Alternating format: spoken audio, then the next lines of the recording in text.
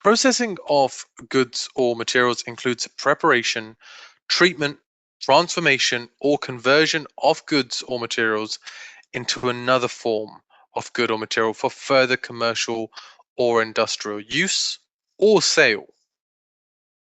Processing is more typically seen in industries like food, oil, refining, milling, etc., where raw materials will undergo different treatments to become ready for use. Processing can be for raw materials or semi-manufactured goods. And processing is a wider concept than manufacturing and may occur where an item undergoes a process but essentially remains the same thing. And a new product may or may not be created.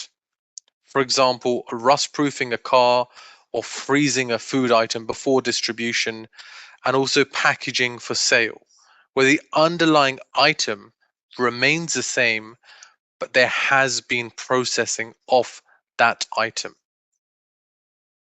And whilst processing may be different from manufacturing, the two are interconnected steps in many industries, and generally the same range of activities as qualifying activities or ancillary activities, as was the case for manufacturing, will also be the case for processing, along with the same exclusion of repairs.